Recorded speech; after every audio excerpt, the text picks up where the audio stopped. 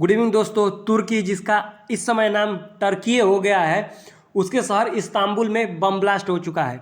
और यह आप न्यूज पढ़ रहे होंगे, Syrian woman who carried out deadly blast in Istanbul has inter country without documentation few month बनते। दोस्तों आज हम इस न्यूज का संपूर्ण विश्लेषण करेंगे।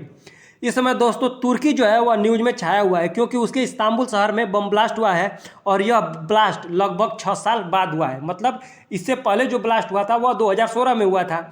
और यह ब्लास्ट जो होता है वह एकदम मूवी की तरह हुआ है। एक वुमेन आती है सीरिया से और वह क्या करती है, बॉम्ब कैरिड करती है। बॉम्ब कैरिड करके लेके आती है। कुछ दिन जो होता है उस शहर इस्तांबुल में रहती है। वहाँ पता लगाती है कि वहाँ का कौन सा शहर सबसे महत्वपूर्ण है। जब उसे पता चलता है कि इस्तांबुल को टर्की का दिल कहा जाता है, तुर्की जो कि उसका इस समय नाम है, तो वहाँ जाती है और उसके भीड़ भाड़ इलाके में ब्लास्ट कर देती है। तो यह पूरा हीरोइक और मूवी के स्टाइल में हुआ है।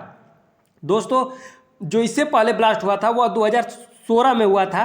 और उसके बाद लगातार उसी साल सीरियल ब्लास्ट हुए थे, जिसके कारण जब यह ब्लास्ट हुआ तो वहाँ के लोगों को डर लग रहा है। उनको ऐसा लग रहा है कि जैसे 2016 में बम ब्लास्ट लगातार हुआ था, कहीं वर्तमान में ऐसा ही न हो जाए।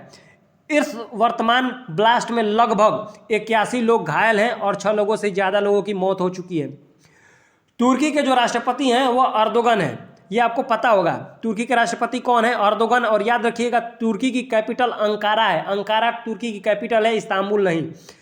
इस हमले के पीछे उन्होंने आतंकवादियों का हाथ बताया है। उन्होंने इस घटना की जांच करने का आदेश दिया है, परंतु उनका शक है कि यह घटना कुर्दिस्तान वर्कर्स पार्टी द्वारा कराया गया होगा। यह पार्टी सेपरेटिस्ट पार्टी है, अलगाववादी पार्टी है। तुर्की की कैपिटल अंकारा है, मैं पहले ही बता चुका हूं। और इस्तांबुल को तुर्की का दिल कहा जाता है, क्योंकि इस्तांबुल सबसे बड़ा शहर है तुर्की का। ठीक है। और यह दिल दहला देने वाला हमला इस्तांबुल में हो गया। इस हमले में 22 संदिग्ध लोगों को गिरफ्तार किया जा चुका है, जिन पर शक है। यहाँ के खुफिया विभाग का कहना है कि इस्तांबुल पर हमले का आदेश नॉर्थ सीरिया के कोबानी शहर से दिया गया था। मैंने आपको पहले ही बताया था कि सीरियन वुमेन है जो कि आई थी और उन्होंने ब्लास्ट किया था। और इस ब्लास्ट में वो खुद भी प्राण फकेरू अपने उड़ा चुकी है। मतलब वह वुमेन बम बनकर आई थी। ठीक है, अपने ही में बम लगा ली थी और खुद ही ब्लास्ट कर चुकी थी। अब जो होता है दोस्तों, आप सोच रहे होंगे कि भाई इसमें सीरिया क्यों आ गया। तो यह जो आदेश है वह इसलिए दिया गया क्योंकि तुर्की बलों द्वारा हाल ही में सीरिया के कुर्द YPG मिलिशिया के खिलाफ अभियान चलाया गया था, जिसके कारण वह क्या होते हैं, गुस्सा गए और उन्होंने उसका बदला लेने के लिए, चूंकि वहाँ पे बहुत सारे लोगों की मौत हुई, तो उसका बदला लेने के लिए यह ब्लास्ट करा होगा। अभी शक है, अभी इसका कोई सबूत नहीं मिला है।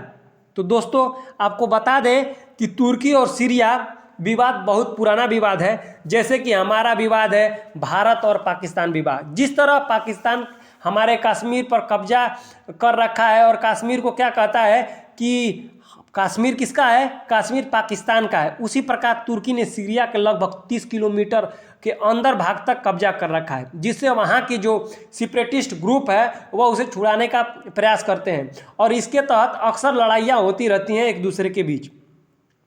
अब दोस्तों तुर्की में जो है वो बहुत सारे सेपरेटिस्ट ग्रुप पल रहे हैं, जैसे कि पाकिस्तान में है बहुत सारे आतंकवादी संगठन, तो यहाँ पर भी सेपरेटिस्ट ग्रुप पल रहे हैं। अलगाववादी ग्रुपों के पलने के कारण यही कारण है कि जो इस समय जो लेखक हैं या फिर जो जियोपॉलिटिक्स के जानकार हैं वह तुर्की को कह रहे हैं कि यह नेक्स्ट पाकिस्तान होने वाला है, क्योंकि यहाँ पर भी आतंकवादियों के हमले बहुत ज़्यादा होने की आशंकाएँ बढ़ती जा रही हैं। हाल ही वहाँ के मिनिस्टर, तुर्की के मिनिस्टर ने कहा है कि उसके अलावा सीरियल बम ब्लास्ट की जो जानकारी थी हमें मिली है कि इसके बाद भी ब्लास्ट होने वाले हैं, तो लोगों को तो गिरफ्तार किया गया है और एक और आदमी को गिरफ्तार किया गया है जो कि बम लेकर जा रहा था। ठीक है। इस हमले के बाद दोस्तों विश्व से तो संवेदनाएं मिलनी ही थी, तो भारत, US, चाइना, पाकिस्तान ने अपनी अपनी संवेदनाएं दे दी हैं। परंतु समस्या की बात यह है कि संवेदनाएं से जो मरे हुए लोग हैं वो कभी वापस आ नहीं सकते हैं। ठीक है। इस समस्या का समाधान पूरे विश्व को मिलकर इस आतंकवाद से लड़ने का समाधान ढूंढना पड़ेगा। अगर दोस्तों आपसे पूछा जाए, जो कि क्वेश्चन पूछा जा सकता है जो होता है यूपीएससी मेन सेकेंड पेपर में कि ऑपरेशन पीस स्प्रिंग पर वर्णन कीजिए, या ऑपरेशन पीस स्प्रिंग किससे रिलेटेड है। तो याद रखिएगा ऑपरेशन पीस स्प्रिंग सीरिया और तुर्की से रिलेटेड है। तुर्की और सीरिया के बीच संघर्ष होता है, ठीक है। तुर्क ने वहाँ के कुर्द सरकार के विरुद्ध जो सैन्य अभियान की कार्रवाई की थी, जो सैन्य अभियान चलाया था उस सरकार के विरुद्ध, और उसके 30 किलोमीटर एरिया पर उसने कब्जा कर रखा था, उसी ऑपरेशन को ऑपरेशन पीस स्प्रिंग कहते हैं। तो ऑपरेशन पीस स्प्रिंग किससे रिलेटेड है? तुर्की। दोस्तों मैं तुर्की बोल रहा हूँ, परंतु उसका नाम चेंज हो गया है, टर्की उसका नाम हो गया है, ये आपको याद रखना है। टर्की की कैपिटल है अंकारा उसकी कैपिटल है, और जो इस्तांबुल है उसे सबसे बड़ा शहर है, उसे तुर्की का दिल कहा जाता है। दोस्तों होप करता हूँ दोस्तों आपको यह विश्लेषण अच्छा लगा हो।